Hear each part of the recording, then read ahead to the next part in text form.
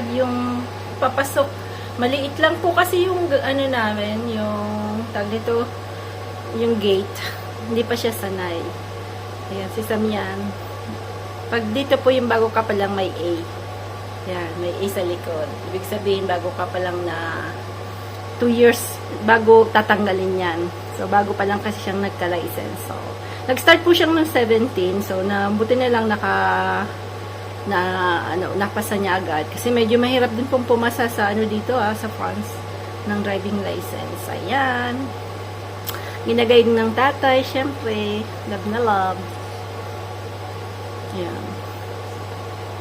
Pero parang hindi kayanin si papa niya ang nagada.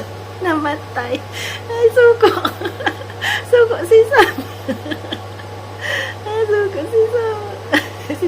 Si papa niya yung suko.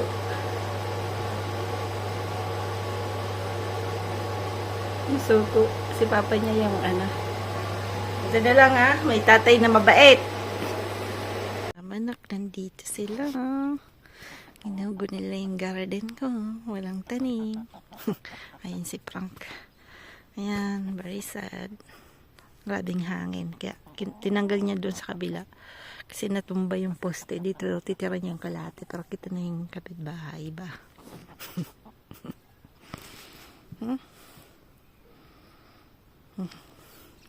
Ayan, gustong-gusto nilang gano'n yung naglalaro sila dyan. Playground na nila dito eh. Ayan. Hindi sila masyadong kumakain. Gawa na marami silang nakukuha ang pagkain dito. Pero pumayat din nung umuwi kami. Nakain yung mga ud-uud. Ayan.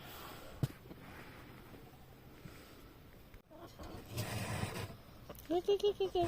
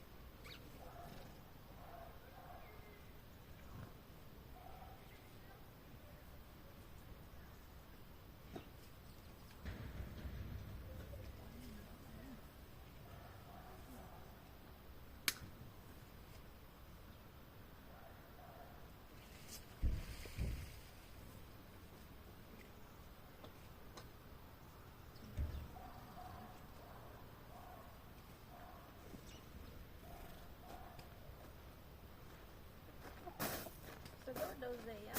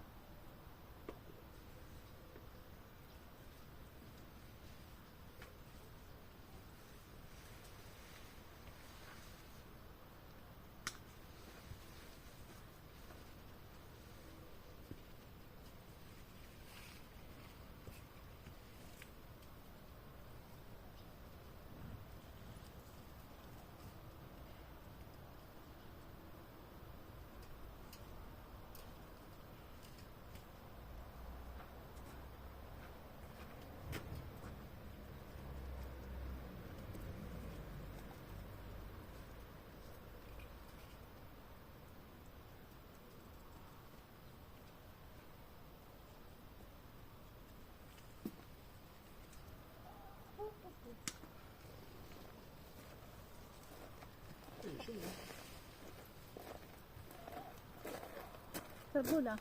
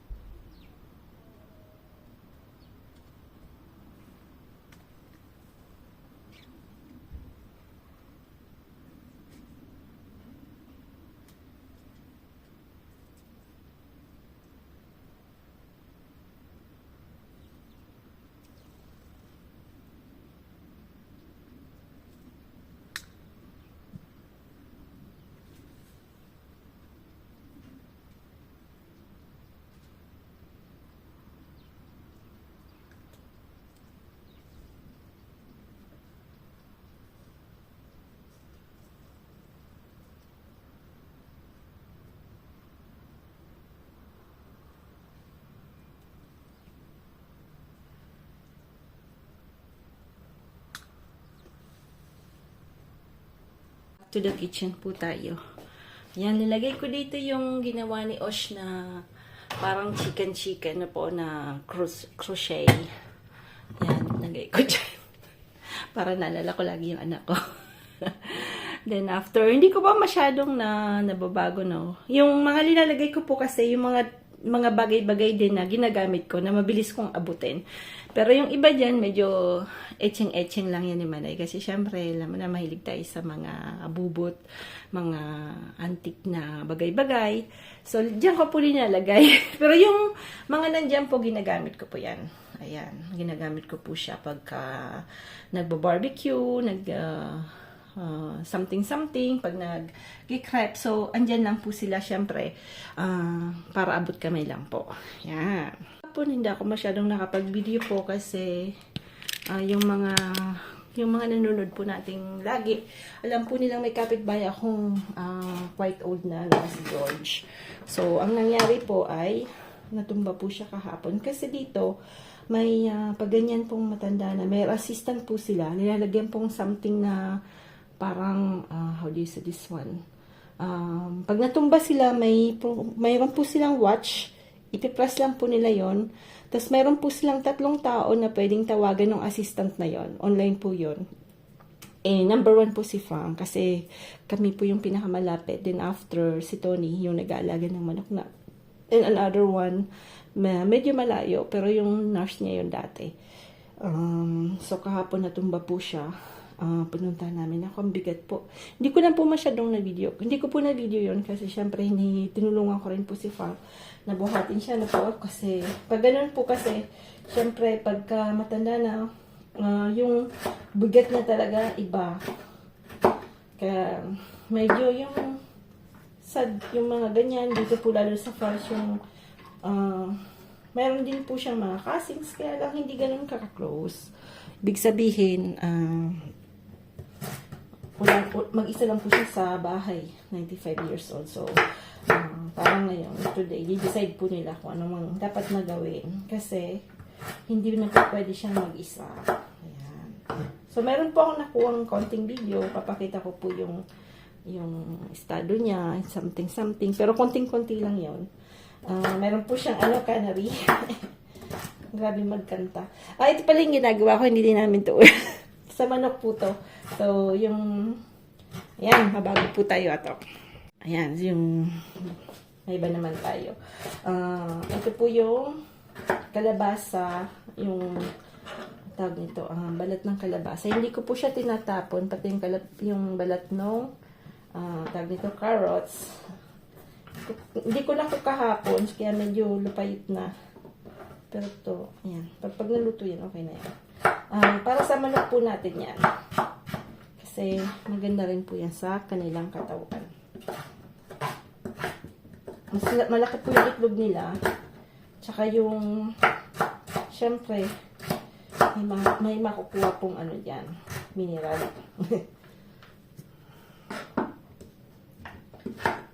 So, para walang sayang. At mas gusto po nila. Kasi syempre, too much po sila mag-isa. Yan, abangan niyo po yung bakasyon namin sa Pilipinas na po. So, kasama natin yung 2 bata. So, po, tamang-tama po, di ba Chinese New Year, may almost 2 months po siyang bakasyon. So, kasama namin siya sa Pinas. Almost 1 month and a half. Tapos balik na po siya ng China kasi sabi ni Frank, kailangan niya makita yung event ng festival ng Chinese New Year doon. So, may 2 weeks siyang or 1 week something and a half na para makita niya rin po yung festival ng Chinese New Year na po. Kasi may mga parang lantern sila. So, malapit lang naman kasi siya. Yan. Then mamaya roast chicken lang po ako. So, hindi na ako masyadong nakakapagluto kasi po, sinabi ko kahapon na inuubos po namin yung mga pagkain, yung mga gulay na harvest natin sa garden na po. Yun po yung mga uulamin natin, yung itlog, para po walang masayang na po kasi i-off namin yung ref tsaka yung freezer namin for 2 months. Yan. Lilinisin ko po yan bago umalis. So, 6 days na lang. Tapos, nice ko po yung mga halaman din. Si Frank binayos yung doon. Hindi ko na po na video. Sa likod kasi sobrang hangin. Pero papakita ko mamaya. Sobrang hangin po, no? So, tinanggal namin yung halos kalahati nung nung sa likod yung kulay green na nakakapagtakip sa garden ko. Para po, pag humangin, hindi ganun yung impact sa bakod niyo po. Kasi, muntik nang matumba yung poste. Kaya, next spring, naku, hindi tayo masyado makakapag-view. Siyempre, yung mga kapit tayo, makikita na tayo. Ayan, bakit biglang lumaki yung halaman din. Sana. Pero, medyo, ewan ko lang. Yan. So, aabangan natin yung Philippine vacation. 2 months yan. Marami tayong pwede lutuin din. Mga namimiss natin pagkain. Yan. Malingkit tayo sa Arayat. Siguro kasama ko din si brother. Sana, may time siyang magpalengke sa ibang lugar na po kasi busy rin po kasi siya. Meron na po kasi siyang restaurant sa Arayat. Sa Farmer's Religion na yan. Kaya lang, bukas lang po yun ng Saturday, Sunday. Yung Religion House ni Ka-Farmer. So, pero maganda. Tumawag po kayo kasi minsan, yung iba po hindi tumatawag. Nag-ano pa lang po sila, walk-in. Siyempre, pag minsan madaming tao, nauubusan po siya. Pero it's very rare. Kasi siyempre hindi naman po siyang pwedeng magluto ng pagkadaming-daming lechon. Tapos masasayang din po. Kaya magandang ina-advise ko lang po na yung mga pupunta doon is you have to call, no?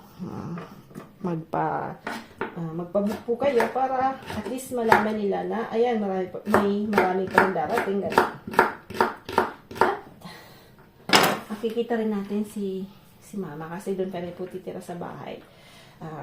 Siguro minsan makikipag-sleep in tayo kay Kamalward kasi sa may rooftop po siya. Yan. Pero syempre gusto ko pong makasama si mama ng medyo matagal-tagal kasi yun po yung isa sa mga biggest regret ko na all my life is that nag-Taiwan din po kasi ako. So, parang nung umuwi si mama, ako naman ay wala na sa Pinas. And after niya, napangasawa ko si Frank. So, kahit every year po kami umuwi, talagang almost every year. May mga year lang na hindi kami nakauwi. Gawa nung nag-work na po ako. But, almost every year po kami umuwi. Nung mga maliit pa yung mga bata, January po kami umuwi. Kasi wala pa silang school noon. So, 6 weeks minsan kami. Pero talagang lagi kami umuwi. So, hindi kami masyadong gumagastos sa ibang bagay. Basta lang po makauwi kami. Makabili kami ng ticket na pauwi sa Pinas. Yan po yung pinaka-ano namin na makauwi kami lagi. So, pag nakita nyo lang po, masyadong simple yung buhay namin. We don't buy many mga sobrang mamahal na bagay. Kasi, nilalaan po namin yan sa pag-uwi namin sa Pinas. Kasi sobrang mahal na rin po yung ticket. Siyempre, pag pupunta ka doon, medyo magkakagastos-gastos ka din. So, yun po yung, siyempre, hindi naman tayo mayaman na po. Yung bang kami ay modern family lang dito sa France. So, kaya, para lang makauwi kami, hindi kami masyado sa mga worldly, mga bagay na sobrang kamal-mahal, hindi mo naman bibili kasi hindi mo naman masyadong magagamit. So, more on, kami practical. Ayan. Basta importante yung pagkain mo is masarap, mag-vitamina, magtanim-tanim, di ba po? Yan. So, ganun talaga. Masaya ka sa mga small things, kontento sa buhay. Ayan. Yan, nakadaldal na naman tayo. Alam mo naman, sobrang daldal ni Manay. At mamaya ay magluluto tayo ng chicken. Ayan, medyo malamig. Ito po yung kalamansi namin. So, hindi pa siya dilaw, pero kukuhanin na natin kasi lalagay natin sa chicken na po. Pero malambot na siya, parang kalamansi lang. Pero ang sarap niya po. Hindi siya masyadong maasim, pero ang bango-bango niya. So, ayan, kukuha tayo ng konti. Lalagay natin sa chicken. So, medyo malamig po today. Palamig. Ayan po. Medyo linalamig din. Linalamig. Tingnan nyo. Iba na yung kulay. Yung pagkain ng manok. Mahangin. Mausok. Yan. Mamaya ito, gagawin na natin yung chicken. Medyo magulo po ang kusina. Gawa ng, ayan. So, lalagyan po natin ng aromats na po. So, ano na ko po siya, hinati ko sa dalawa. Gawa ng, gusto ko po kasi yung balat niya is crispy.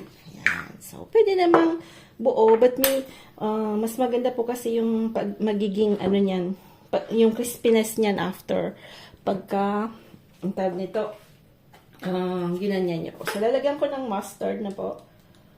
Mustard yan.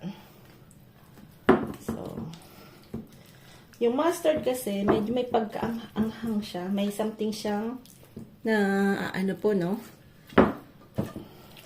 Yan. May balayibo pa. Hindi ko nakita yun, ah. Yan.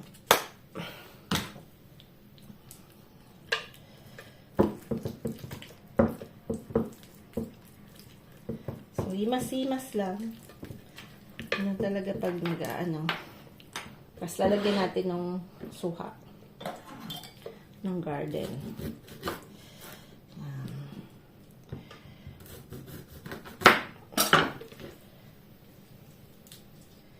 Tapos, tatanim natin itong buto na masimalay. Malay mo. Ayan. Lalagay natin yan sa isang paso. Kuha tayo ng maliit na lalagyan.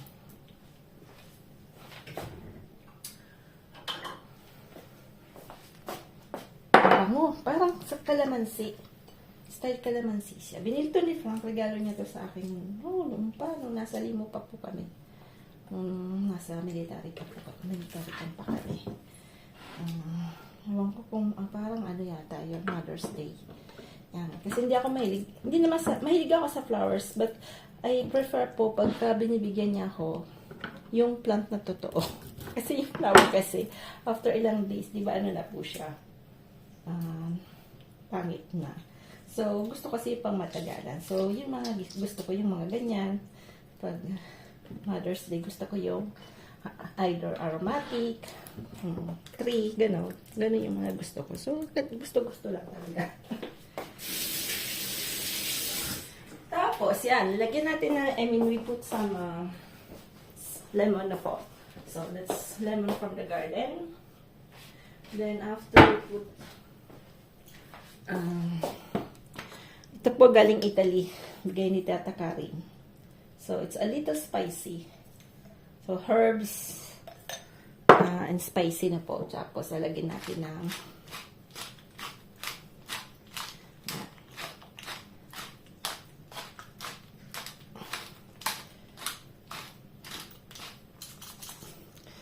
then after we put some herb of Provence.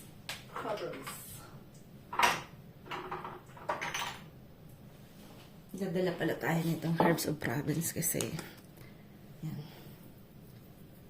Yan. So, lalagyan natin ng powder ginger. Babalik rin natin yan. Same thing. Ayan. Same thing. Mas sobrang spicy naman. At konting asin.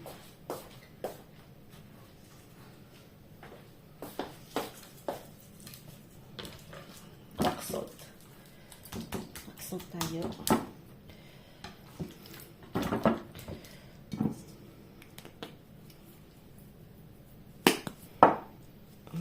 Mahilig po sa herb of Provence yung mga French na po. Pag nag-ano po sila, mahilig po sila sa ganyan. So, yan. Lalagyan natin yan. Tapos lalagyan pa natin ng konting asin. So, lulutuin natin to. Mas mabilis to kaysa sa buo. Kasi, bukas siya, no? Nakabukas po siya. Talagyan natin ng konting olive oil. Kasi yan po yung papakrispy ng konti dyan. Yan. So, papahidan nyo po yan lahat. Para yung balat niya, yan. Crispy siya. Yan, dapat ganyan yung kulay niya. Yan. Hugas tayo ng kamay. Lagyan ang tubig.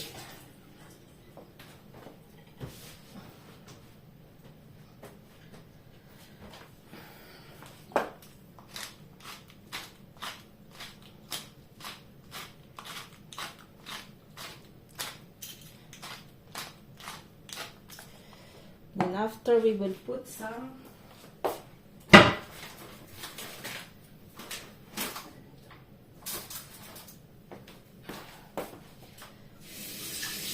tawag po dito is shallot. Shallot. Sa France, ito. Malaki. Sibuyas din. Isang klaseng sibuyas. Pero ang gagawin natin, hindi natin tatanggalin yung balat. Yan. Yan. Yan. Ganyan na natin dito. Yan. Yan. Dapat yung ganyan siya. Pwedeng ganyan. Yan. Yung balat yung nasa ganyan.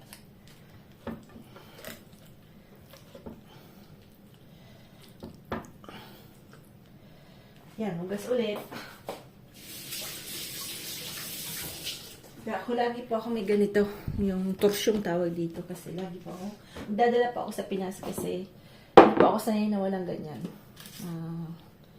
Talagang sanay-sanayin lang. Hindi tayo sanay na walang ganyan. So, dadala tayo. Pero nagdala na ako dati. Pero for sure na meron. Dadala tayo ulit. Dahil hindi natin alam, baka natapon na ni Ma, napamigay na ni Mother, or we don't know. Pero malamang hindi. Malamang nandun lang yan.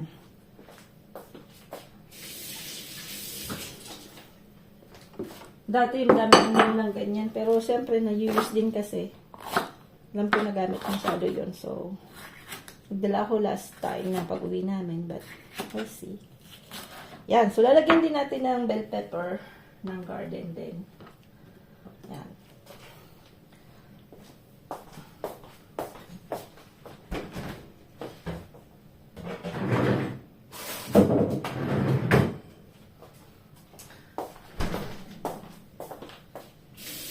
Lalagyan po din natin ng carrots. So, carrots. So, aanin lang natin yung konti. Tanggalin lang natin ng konting ganyan. So, basta yung, pagka yung carrot na galing sa garden nyo, kahit balat po, pwede nyo kainin yan. Sure pong walang ano, diba po? So, pag mga organic yung binibili nyo, pwede nyo lang just ugas-ugas that. At,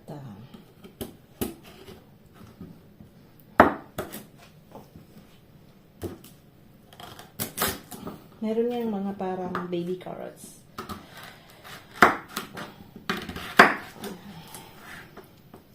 So, babala. Pasti lang na konti. Pero pwede na kahit anong hiwa.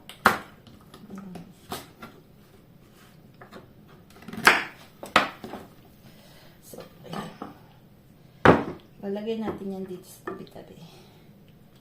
Ayan.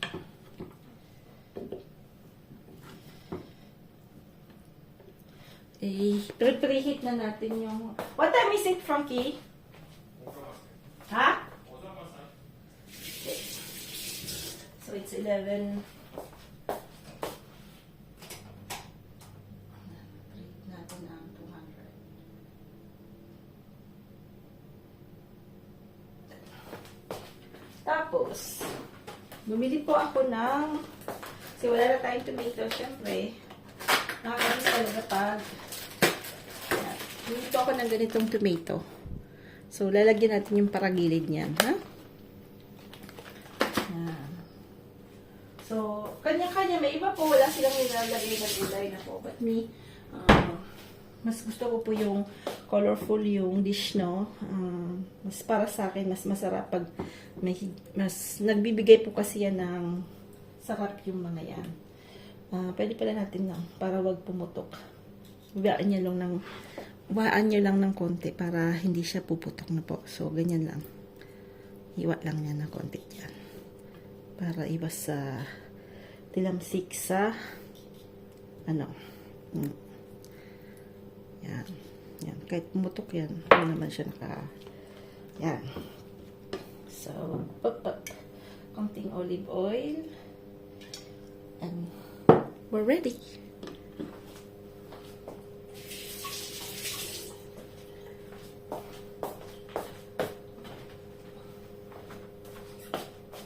Yan. So, prepare. So, ayos po para hindi masyado magulo yung kusina.